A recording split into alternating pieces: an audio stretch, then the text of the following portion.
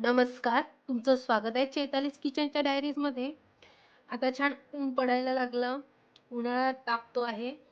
तर आता आपण उपवासाचे पदार्थ, वाळवणीतले पदार्थ तयार करणार आहोत. तर आज आपण बघणार आहोत आलूपासून होणारे पापड, आलू आणि साबुदाण्याचे. अगदी परफेक्ट रेसिपी आहे. या ठिकाणी तुम्ही पाहू शकाल, आपण 1.5 किलो आलू घेतले होते, पूर्ण स्मॅश करून घेतलेले व्यवस्थित. आता हे बाजूला सरकवते. इथे मी साबुदाण्याची बारीक पूड करून घेतली होती आणि त्याला काय करायचं, जेव्हा आपण साबुदाण्याची पूड करतो त्याच्यानंतर त्याला थोडंसं पाण्याने ते धुवून टाकायचं. तसा तो धुतल्या जात नाही, तर धुतल्यानंतर त्याला छान असा पाण्याचा तो एक असा फुलवा देऊन ते भिजत ठेवायचं एखादी घंटा. थोडंसं, अगदी थोडं पाणी अंगापुरतं टाकायचं त्याच्यात, म्हणजे तो साबुदाणा छान फुलतो आणि पापड पण आपला छान होतं. तर आता हा साबुदाणा अर्धा किलो मी इथे साबुदाणा घेतला, 1.5 किलो आलूला. तर आता आपण याच्यामध्ये साबुदाणा थोडा थोडा ऍड करणार आहोत.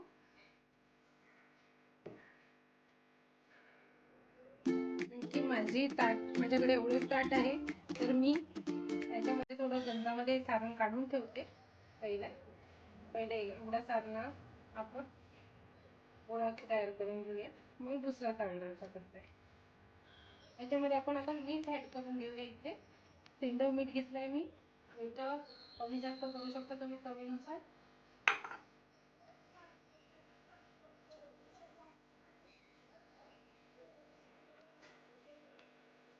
तुम्ही पाहू शकाल, मी पूर्ण गोळा छान तयार करून घेतलेला आहे.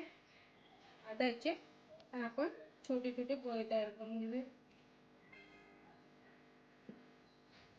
असे छान छोटे गोळे तयार करून घ्यायचे. आता मी इथे पुरी मशीन घेतलेली आहे, तुम्ही लाटून पण करू शकता. तर मी इथे पुरी मशीन आहे, तर पुरी मशीनवर करते आहे. आता त्याला आपण थोडं तेल लावून घेतो. तो पॉलिथिनला पहिले पॉलिथिन ठेवायचं आणि याच्यावर हे पॉलिथिन असं करायचं. असं केलं की दाबलं की तुम्ही पाहू शकाल, आपल्या इथे छान पापड असा तयार झालेला आहे आणि इझिली तो निघतो आणि आपण वाळायला टाकूया. पाहू शकाल किती छान पापड तयार झाले. या ठिकाणी तुम्ही पाहू शकाल, आपण वाळून घेतले पापड, किती छान झाले आपले पापड, पांढरे शुभ्र असे. तर आता आपण याला तळून पाहूया कसा छान फुलतो आपला पापड.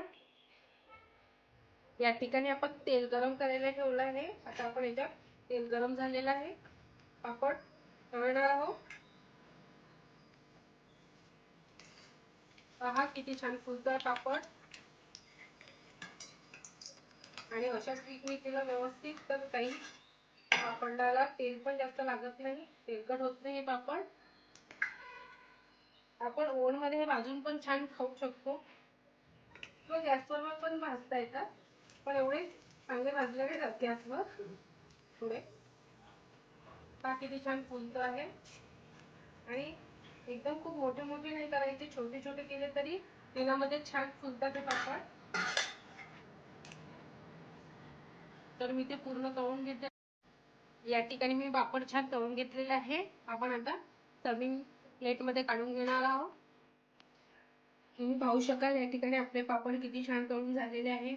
मी छोट्या छोट्या आकाराचेच केलेले छान पापड, तळल्यानंतर छान एवढा झालेला आहे. आणि याला भाजता पण येतात आणि खायला खूप छान लागतं, चविष्ट. तर नक्की नक्की ट्राय करून पहा.